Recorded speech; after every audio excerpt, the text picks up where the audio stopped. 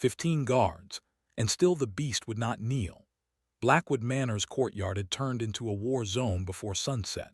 Mud mixed with blood beneath shattered armor. Broken spears lay scattered across the stone like snapped ribs. One guard screamed as he was thrown through the air, his body crashing into a marble column so hard that cracks spidered across its surface. The king's war stallion, Ravenfang, stood in the center of the chaos like a shadow carved from night itself. 18 hands tall, black as a moonless sky, eyes glowing like dying embers, he was not just a horse. He was blood-bound. He bowed only to royal blood. Chains wrapped around his neck snapped like thread as he reared again, hooves striking the air with lethal force. Up above, on the iron balcony overlooking the courtyard, the vampire king stood still, watching. His face held no panic, no anger, only calculation. He crushed a crystal glass in his hand and spoke just one sentence, quiet but deadly. "If he is not saddled by sundown, you will all be replaced." No one misunderstood what replaced meant. Ravenfang let out a violent roar that echoed against the manor walls, and then the final chain shattered. The stallion did not charge toward the guards. He turned toward the servants. Maidens screamed and scattered in panic, skirts tangling, buckets spilling. But one maid did not run. She stumbled backward, her foot catching in her apron, and she fell hard onto the cold stone.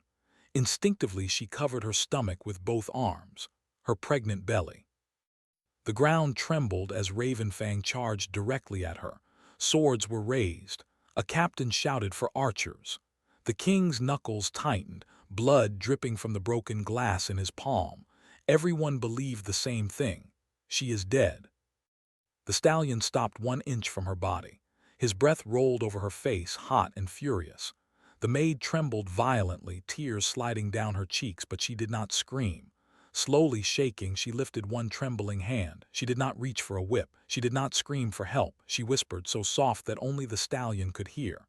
"You are not angry, you are alone." The courtyard went silent. Even the wind seemed to pause. Ravenfang's ears twitched. His massive body froze. Then, impossibly, the beast lowered his head, not toward her face, toward her stomach. He pressed his forehead gently against her belly. A gasp spread across the courtyard like a wave. The king's expression shifted from cold control to something far more dangerous: recognition. Ravenfang was not calming because of kindness. He was responding to blood, royal blood. The king descended the balcony steps slowly, each movement precise. Guards parted instantly. "Bring her to me," he ordered, his voice cutting through the silence like steel. The maid was helped to her feet, shaking but alive. Ravenfang followed her with his eyes no longer violent, only alert, protective. She stood before the king, mud staining her dress, hair loose around her face. She looked fragile, small, nothing like someone standing at the center of a kingdom-shaking secret. "Your name," the king demanded. "Lyra," she whispered. "How far along?" His tone did not soften. 6 months. The king's jaw tightened. "The father," silence fell again. Lyra's heart pounded so loudly she thought everyone could hear it. "I do not know, your majesty." It was not entirely a lie. The truth felt impossible even inside her own mind. The king stepped closer. "Look at me." She raised her eyes. For a brief second, something flickered between them. A memory, a storm, poison in his veins, fever, darkness swallowing his mind. He remembered fragments now. A human girl holding water to his lips. A voice telling him to stay alive. He had survived that night, barely. But he remembered nothing after the fever broke. Until now. Ravenfang stamped once behind them, restless. The king turned slowly toward the stallion. "You kneel only to my blood," he murmured, almost to himself. Then his gaze dropped to Lyra's belly. If the child carried royal blood, then the child was his. And if that was true, then the problem was no longer the stallion. The problem was war. Because in 2 weeks the king was to marry Lady Seraphine of House Valemont, the most powerful vampire alliance in the Northern Territories. Pure blood, political strength, protection against rebellion. The council had one unbreakable law: no half-human heirs, ever. Lyra's pregnancy was not scandal, it was treason. Behind him, whispers began like smoke spreading through a room, guards exchanging glances, servants lowering their heads. The king leaned closer to Lyra, his voice low enough that only she could hear. "You will say nothing about this. You will remain inside the manor under protection." Protection felt like a cage. She nodded anyway. She had no power here, but someone else had seen everything. From the upper balcony draped in crimson silk, Lady Seraphine stood watching. Her beauty was flawless, her posture regal, but her eyes were sharp with calculation. She did not look shocked. She looked threatened.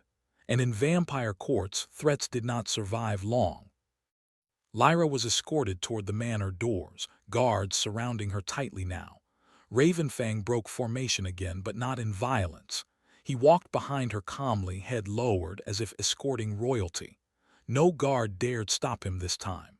They understood what had happened. The war stallion had recognized the heir before the king did, and when the blood-bound beast chooses, kingdoms follow. Inside her small chamber that night, Lyra sat alone on the edge of her narrow bed, hands resting on her stomach. Fear wrapped around her like cold iron. Outside in the stables, Ravenfang did not sleep.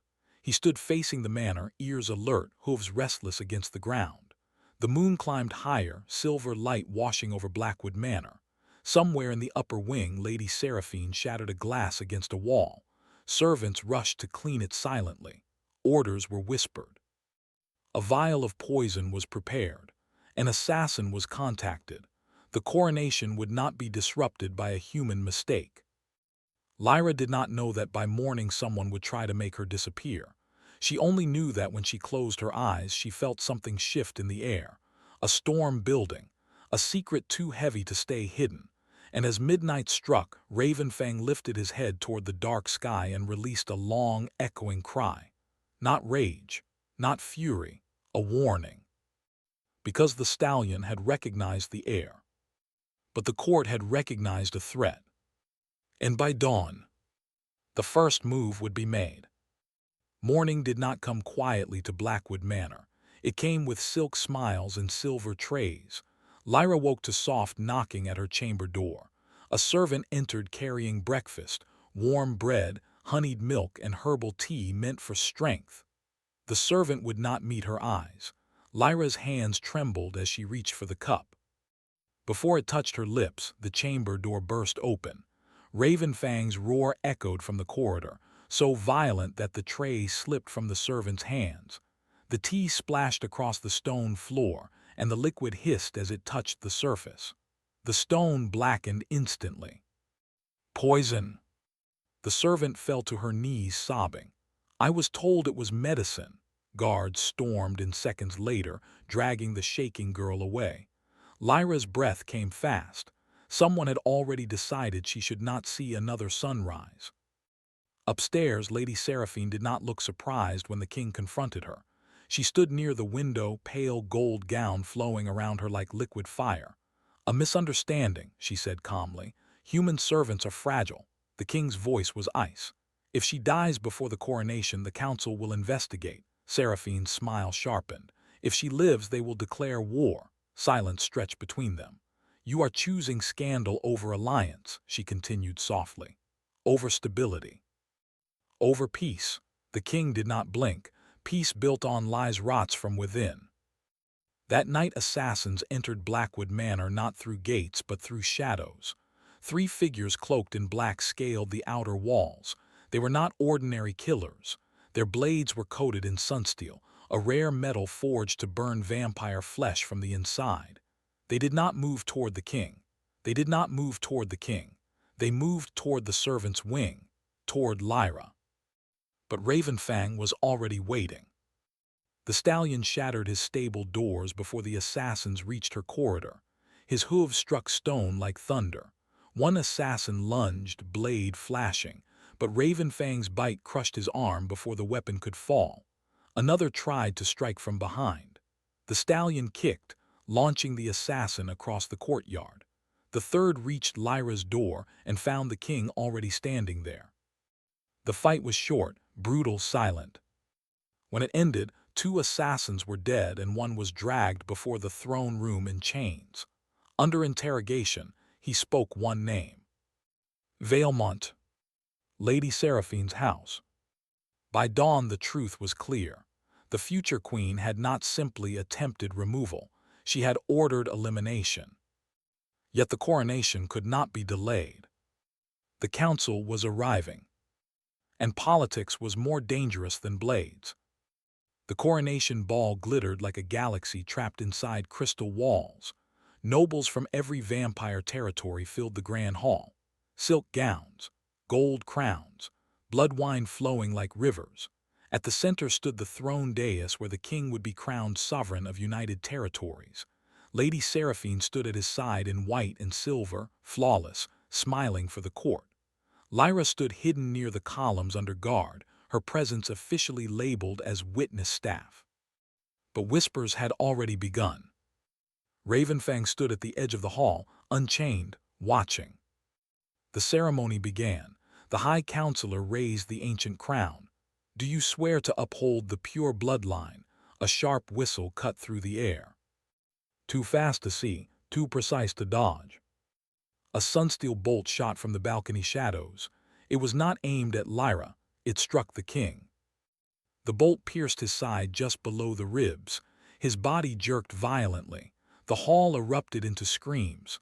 Guards lunged upward toward the balconies. Nobles scattered. Sunsteel burned through vampire flesh like acid. Smoke rose from the wound. The king staggered but did not fall. Lyra did not think, she ran. Guards tried to stop her, but Ravenfang blocked them with a violent stamp. She reached the king as he dropped to one knee, his hand gripping the bolt. "Don't touch it," a counselor shouted. "It will kill you." But Lyra already knew something they did not. Only human hands could remove sunsteel without triggering deeper burn. Her fingers wrapped around the bolt. It seared her skin instantly. The smell of burning flesh filled the air. She screamed, but she pulled. The bolt slid free. The king collapsed forward against her. Blood spilled across her dress. Silence fell. Every noble in the hall saw it. A human maid holding their king, saving him. Ravenfang stepped forward slowly and bowed his massive head, not to the king. To Lyra, the message was undeniable. The king's breathing steadied. His wound began to heal slowly now that the sunsteel was removed. He looked up at her, pain fading from his eyes, clarity replacing it. Then he stood, weak, but standing. He turned to face the council. "You demanded pure blood," he said, voice echoing through the hall. "You demanded alliances built on fear." His gaze shifted toward Lady Seraphine, whose composure had finally cracked. "You sent assassins into my home." Gasps rippled through the nobles. The king extended his hand toward Lyra. She hesitated only a second before taking it. "This woman carries my heir." The hall exploded in outrage. "Impossible." "Treason. Half-blood cannot inherit." The king's voice rose above them all. "The heir has already been recognized." Ravenfang stepped forward again and lowered himself fully, front legs bent, head bowed in submission. The blood-bound war beast had chosen. The king lifted Lyra's hand high before the entire court. "I declare her under royal protection, and the child within her, as rightful heir to my throne." The council shouted threats of rebellion, of war, of breaking alliance. The king did not release her hand. "Then let war come." The nobles hesitated. Because kingdoms may defy kings, but they do not defy blood-bound beasts. Ravenfang let out a roar so powerful that the chandeliers trembled.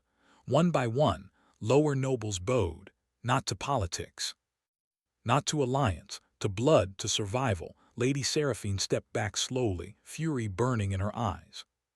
"This will destroy you," she whispered. The king answered without looking at her. "Then it will destroy us honestly." Outside the manor walls, horns began to sound in distant territories as news spread. Alliances fractured, armies prepared. The council split between loyalty and rebellion. War had ignited. But inside the grand hall of Blackwood Manor, something more powerful had happened. The throne had not spoken. The council had not decided. The stallion had bowed. and in vampire kingdoms. That is how destiny is sealed. Lyra stood beside the king, her burned hand trembling in his grip, her unborn child shifting beneath her heart. She had been a maid that morning. By nightfall she was the mother of a kingdom's future. And as Ravenfang rose behind them like a living shadow of war, every noble in that hall understood one truth: the heir had been recognized. Before the king did.